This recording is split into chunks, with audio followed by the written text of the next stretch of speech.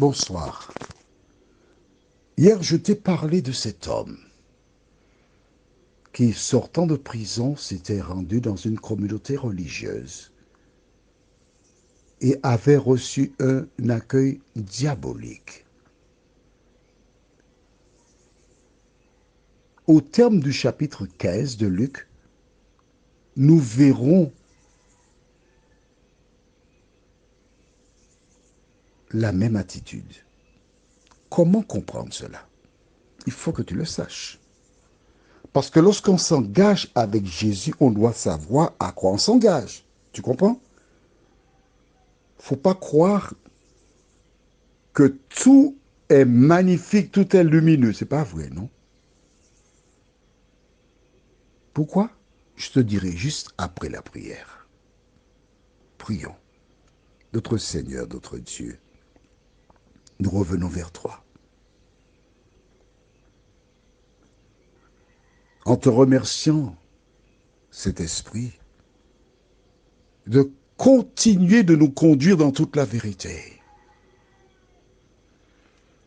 Fais de nous, Seigneur, des lecteurs acharnés de la Bible. Oui.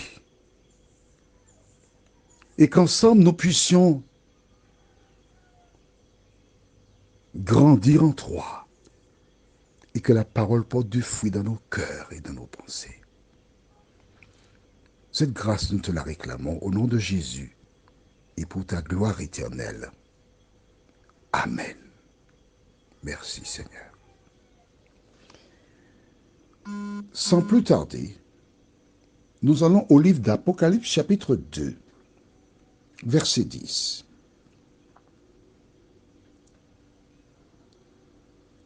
On y va. Ne crains pas ce que tu vas souffrir. Voici, le diable jettera quelques-uns d'entre vous en prison afin que vous soyez éprouvés et vous aurez une tribulation de 10 jours. Sois fidèle jusqu'à la mort et je te donnerai la couronne de vie. Amen. Jésus, s'adressant à Jean sur l'île de Patmos, déclare: ne crains pas ce que tu vas souffrir. Car toutes les fois que tu acceptes Jésus, les forces du mal se liguent contre toi. Alors tu te poses la question, mais pourquoi Jésus permet cela? Mais non. Je t'explique. Je te dis que j'ai joué au foot au club colonial. D'accord. Pourquoi j'étais au club? Et récemment, j'avais un échange avec Guy de Moncalbas. Wowo. Il y avait Mélissa aussi, et l'épouse de Guy. Guy et Wowo sont des goldenistes. Et moi, je suis un clubiste. Je n'ai pas dit un fumiste, j'ai dit un clubiste. Du reste, pourquoi j'ai été au club, j'aurais raconté. Il y avait un match, et je l'ai déjà dit, hein, un fameux assaut club colonial à Saint-Pierre. La semaine de 2-0. Il restait 5 minutes quand Claude Cagnol a égalisé 2 buts partout. J'ai aimé cela. J'ai aimé cette volonté. Aussi longtemps que l'arbitre n'a pas sifflé les 3 coups, ne dis jamais que tu as battu le club colonial. Voilà pourquoi je suis un clubiste. Et lorsqu'on est un chrétien, je ne vais pas te dire il faut être clubiste, mais non, soyons sérieux. Ne mélange pas coco et abricot, d'accord? Lorsqu'on est chrétien, sois fidèle jusqu'à la mort. Alors je te disais, Claude Cagnol, il était fort. Il avait une frappe du gauche magnifique.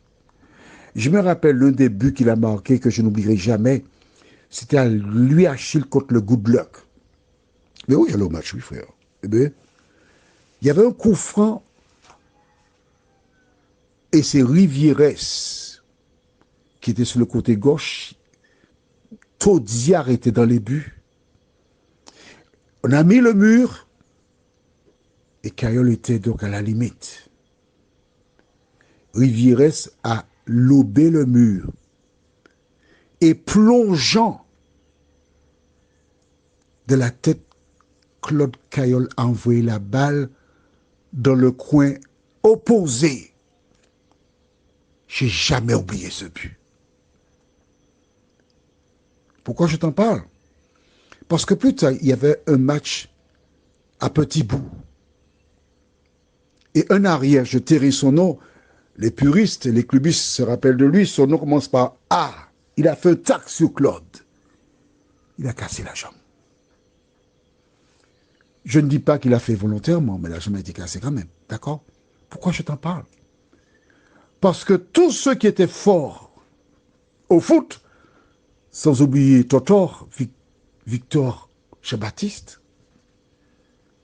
il y avait un match, le match vient de commencer, et Ronald, qui avait joué au Good Luck, qui maintenant jouait du côté du sud, un tac, moins d'une minute, blessé, sorti. On tire sur ceux qui occasionnent des problèmes.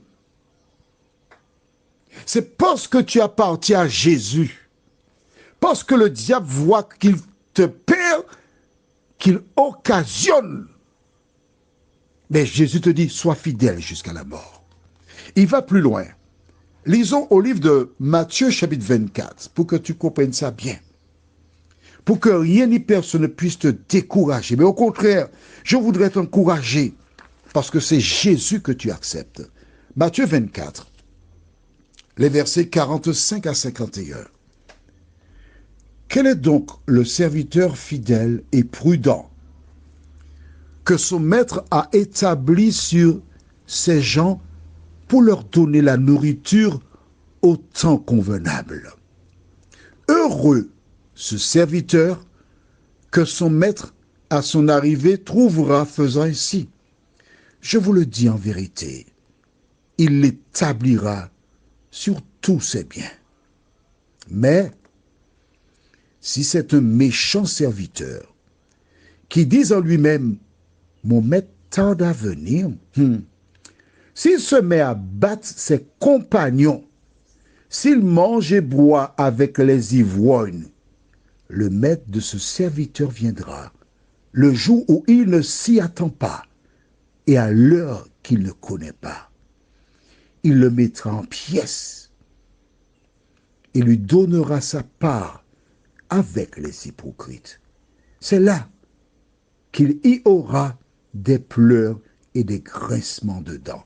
Tu as vu? 2.